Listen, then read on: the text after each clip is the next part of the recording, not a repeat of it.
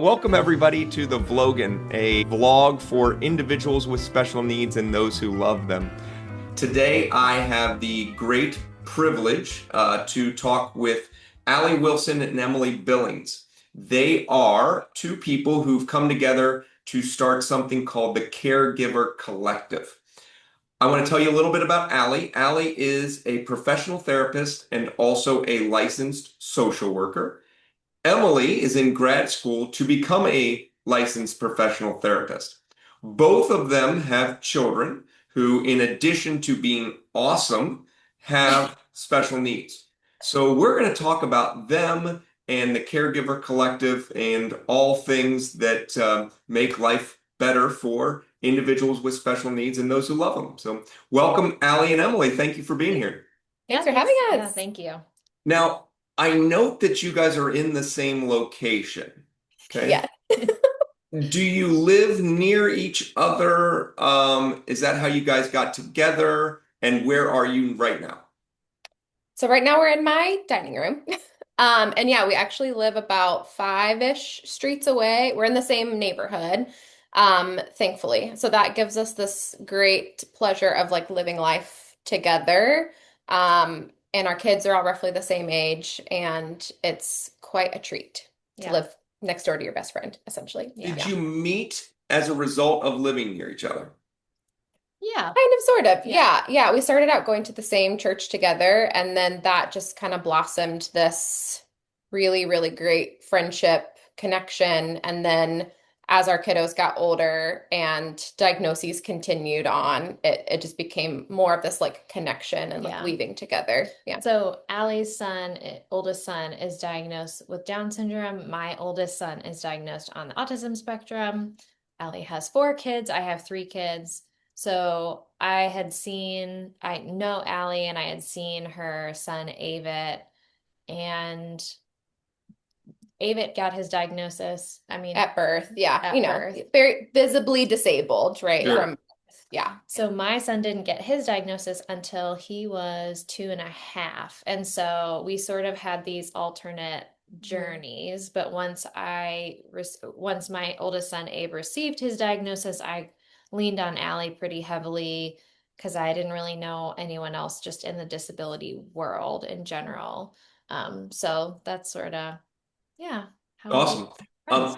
Allie, it actually behind your shoulder that shows your kitchen, that actually looks so perfect. It looks like a fake screen. Wow. It That's is compliment. I'm like trying to hide maybe all the like dirt No, bubbles I mean, it literally looks like a fake screen, like it could be AI generated. It is well done. And you say you have 4 children?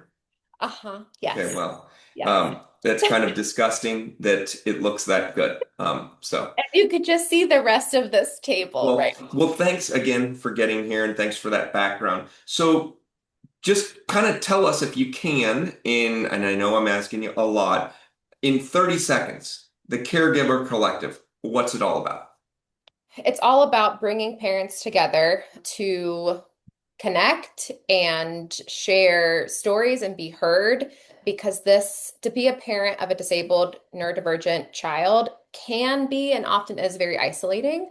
And, we brought this group together just for parents to have some space to meet one another, to like acknowledge and see that they're not alone, and just to kind of get acquainted with what support can look like and feel like for them as the parent, because so often our kiddos are getting the bulk of the support and the focus with loads of appointments week to week, day to day sometimes.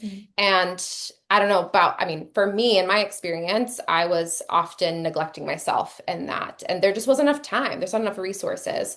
So this space is really just meant for how can we care for parents and ourselves. Yeah. Yeah. Awesome. So I think what I heard was the Caregiver Collective is for folks to get together just in case they don't go to the same church or live 5 streets down from each other. Exactly.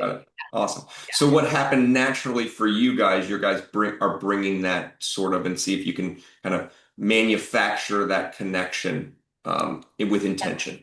I would also add to that that we, because of our professional experience, really care about caregiver mental health because when you are taking care of the caregiver in the family, if their mental health is well, then it helps the whole homeostasis of like the whole family. Mhm. And so, and vice versa, right? So we really provide, we try to provide a lot of psychoeducation with that. It's a space to share and talk about our stories, yes.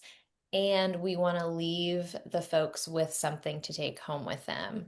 Think like we're going to teach you about how your nervous system works. We're going to talk about self-care beyond like taking a bubble bath. We're going to, we've touched on quite a few topics over the last year and a half. And I think that's what makes our group unique and special. And we are not disability specific. So sometimes there's an autism support group, and sometimes there's a Down syndrome support group, or what have you.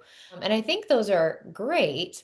But I also have learned so much from other people's lived experience who have a diagnosis outside of my child's diagnosis. So there's been a lot of really cool connections we've made, and people have learned a lot from each other. And so, yeah, I think those are two things to highlight that make our group unique. Yeah. Yeah, we Awesome. definitely want, the mental health piece because to focus on that, like we were people before we became parents, especially even disability parents, right? Like we were people coming into that with our own stuff, right? And so I think to focus on our own secondary trauma or our grief journeys or just relationship stress. I mean, all of that is also existing while we are trying to parent our kiddos, and that's hard. It's just hard. So we want to make sure that folks are coming in. This is the connecting factor that we all parent kiddos with needs. However, we're still people too. And so I think focusing on, hey, remember that whole like nervous system thing that you have? Or hey, like you have feelings and emotions about this too. Let's talk about that. Yeah. Awesome. So as you guys were talking, I was thinking about a metaphor that I use because I work with families and they're often seeking services. And they sometimes they don't say the right things when they're seeking services. They say things like everything's fine and hey, here's all the great stuff. And instead, we need to be real honest with how things are going. But I say children with disabilities will often have their head above water and may actually look like they're swimming because mom is underneath pushing that child up. And, mom's got to take care of herself. We talk a lot about how, as people get older, we have to be more honest about how hard that is. But it sounds like what you guys are offering is a place where people can be honest and talk about how hard it is right now and not be judged, or have somebody say, well, why don't you just do this, right? I think that that's a common refrain. Sounds like you guys have heard it. You're talking about your child with special needs and in something they're doing, and somebody who has no idea what it's like, says, well, try this. Well, yeah, okay. Yeah. Yeah. Thanks for your help. Now be quiet. Right, exactly. And this was actually, a topic in our group last night of how, when we want to be really selective about what we talk about with the public because the last thing we want is for people to hear us say that our kids are the problem, right? Like we love and cherish our kids. We don't want anyone to think that we are burdened by our kids and their needs, right? But also this is hard, and so having that space where like you said, it's judgment free and also we can be real at the same time is crucial for us. Yeah. Awesome. So, yeah, I actually start saying the B word. I don't say it anymore. But people and that's burden, but that's people often come in and they talk about, hey, we don't want our child to be the B word to the siblings, but I think that sometimes people need to be, I would hope, and it sounds like the Caregiver Collective is the place where you can be honest about what life is really like in your home and say things that you wouldn't say anywhere else, I mean, I have that with my wife. We say a lot of times, now I wouldn't say this to anybody else. And as with the isolation factor, this is a place where you can say it, you Yeah. know?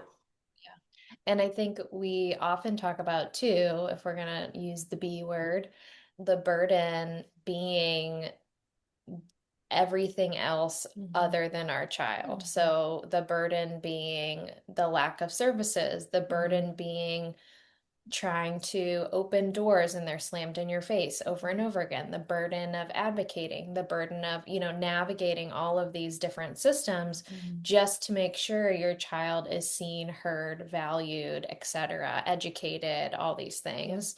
I think that's a huge common theme that we see. I love that. That doesn't. I love that twist. It's not the child, it's the world, Oh, yeah. right? Right? I mean, I've never heard anyone put it that way, Emily. Yeah, it's not our child, it's the world that's the issue. Right? There's nothing about our kids that we would change, but my God, there's so many things that we would change about their access and about the awareness and about just the acceptance of who they are. Like that's the thing that we would change over and over and over again. Yeah. Amazing. Tell me a little bit about, how the Caregiver Collective works in your different roles. And the reason I'm asking is because, Allie, you and I seem to have the same tone of voice and volume. And Emily seems to be a person who says, okay, yes, and then now let's talk. So tell me about, does that play out in the Caregiver Collective?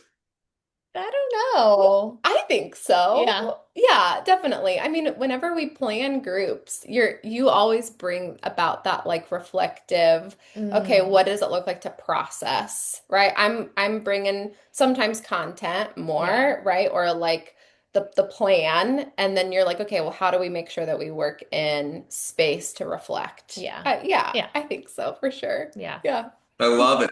I mean, like, you guys are probably too young to remember. Like, I'm just thinking of all the wonderful bands that were two women, and Indigo Girls immediately came to mind. Yes. I've been, yes, yes. Right? Like, I'm just thinking about that. And then Oh, I'm thinking that, if we were splitting up, Allie, you'd be the Ani DeFranco, and Emily, you'd probably be, the soft-spoken, who's the, from Fleetwood Mac, Wow.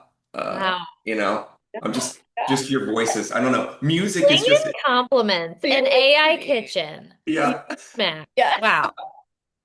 So, what's the Caregiver Collective? How do you get together? Is it in person? Is it virtual? Is it a listserv? Is it a text chain? What's the Caregiver Collective, and how do people access it? Yeah. So that has been, we've been meeting for about a year and a half now. And I would say that that continues to grow and expand, based on the more people that we reach. And so currently, right now, we've been meeting in a space in person in Upper Arlington. And actually, we're going to be meeting in Hilliard starting in May because thankfully we are growing. And like we want to see this really, we want to serve the like longevity of this group. And so, we're thinking about the future. And so we're making this transition to move into a space in Hilliard. And right now, we've had like one existing link to sign up. And so obviously that's going to be changing with the new space. So my website, which I'm very excited about, will be live within the next week or so. And so people will sign up through that platform for group. And then we also use Eventbrite for our virtual group. So we try to meet, I try to have like one a month, once every other month for virtual groups as well. And then that one's definitely not the fan favorite. I would say our in-person groups definitely tend to be the fan favorite of folks coming in. So yeah. We do have like an email that we'll send out once a month right now with how to sign up and then other events too locally that are happening for, again, just to kind of create some more space for that community and connection to build with the families that we're seeing. Yeah. Yeah. Awesome. Moving to Hilliard, what's that space look like? What's it gonna, give? Can you give a visual of what somebody's gonna see when they walk in? The visual is it is in downtown Hilliard. So if you've ever been in like old Hilliard, it is literally a beautiful old home. So there's a front porch, you walk in and there's a living room where there's space for us to meet. There's like a dining room area. There's even a small kitchen. It's a private practice, and they're called Branches of Behavior. Shout out. And they specialize in working with neurodivergent clients, adults, disabled individuals, and their families. And they do a lot of social groups. They have yet to have a parent group. And so that's sort of where we met each other of, hey, we're already doing this. How about we do it in your space?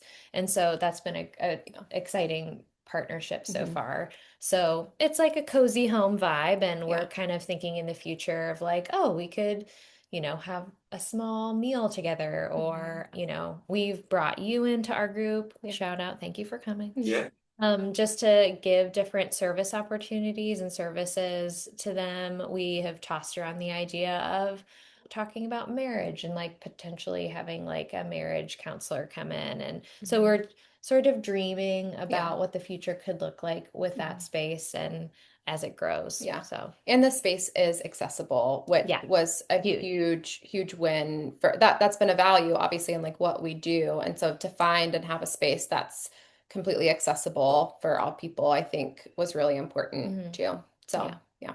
So I do programming for a group through Ohio State Nice Honor Center called Aspirations. Okay.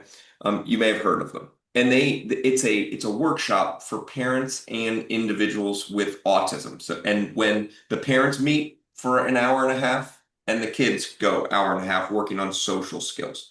Oh, cool. First, I want to make an introduction to you guys about that because I think the parents would love to perhaps know that this is out there. One of the ladies does something called Coffee with Kim, where it's part of that. One of the things that many times parents will, when they come see me, only one of the parents will come to do the planning because the other one is home with the child that we're planning for. Do you offer, or are there plans to offer some sort of support for the individual with special needs so that both parents can be a part of, I was just thinking of the marriage conversation. It can't be just mom. That's yet another bonus of this new space is they actually have a full basement that is already a playroom. And so there is, a ping pong table and there's, the toys for kids. Sensory So, items. yes. Yeah. So that is the hope is right now our group meets from 6:30 to 8 on a Thursday. And so, that's at least in my house, like that is priming for bedtime. So I think in the future, if we're looking at like a Saturday workshop or something like that, that would be the dream is that both parents can come. And I do have some connections with like licensed professional like babysitters who are trained in working with kids, disabled and neurodivergent kids. So that would be, we would have someone on staff downstairs working with kids, hanging out with them, doing an activity, and then both parents could be upstairs. So that's definitely the hope. Maybe once or twice before the end of the year, that would be the dream for sure. So we're dreaming. Yeah. Awesome. Is that the core group? Is it parents of children who are under the age of 18? Right now, yes. Yeah, I think most of the parents, there's one, maybe two that I can think of that we've interacted with over the last year and a half because it is an open group. So people can constantly be new members are every month, right? And so it's not closed by any means. So we're always taking new members. So I would say definitely by and large, most of our parents coming, their kids are under 18. However, we don't limit, right? So that's who's been coming, but we would love to see more seasoned parents come too with older kiddos. It's definitely not limited to a certain age. Yeah. Got it. Awesome. They can tell their story, right? Like, and say, hey, here's where we've been. Here's this road. Maybe don't take it. If we could go back, this is what we would do, right? Yeah.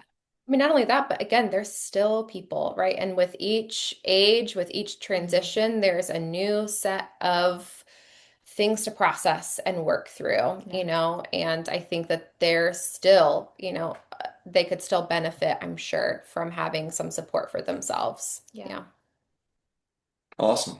If people were tuning in, what would you want people to know about the Caregiver Collective in, a very short kind of snippet? I think it's an opportunity to not only be with other people that understand your lived experience, they're also living that lived experience alongside of you, and you're receiving I hope we provide quality mental health care. So yes, it's like a social outlet, and you're coming away with tools to put in your parental tool belt, your personal tool belt to take care of yourself, take care well for the person that you're caring for, whether that, that's our children. And so I think those are my two biggest things that I would highlight is that lived experience and social outlet, but also the mental health care piece is big. That's what I'm passionate about. Yeah. Awesome. Yeah. I mean, it's definitely not your average support group. It is a space to come and talk about the real stuff and also hopefully leave with some hope, right? Some tools for going home, right? And feeling not defeated, but also the tools and what you're leaving with are for you to use for and with yourself and your family. My experience with support groups and my atmosphere were great, but they were resources again for my kid. And so these are focused and specialized for the parent and for their journey. And it does benefit the family, of course, but like the focus is the parent coming in. Yeah. Well, thank you, Allie and Emily, for joining me today. Not only is the background fabulous, but also the background and information that you've provided to us about the Caregiver Collective. I'm so glad you're doing what you're doing, and maybe, just maybe, someone will watch this and realize that they're not alone and there's a spot for them. Yeah, and you're welcome. We'd love to have you. The people watching this, you're welcome to come. We would love to have you. Yeah. Thank you. I hope you enjoyed this episode of VLOGAN. Please like, share, and subscribe so you can stay up to date with some of the latest news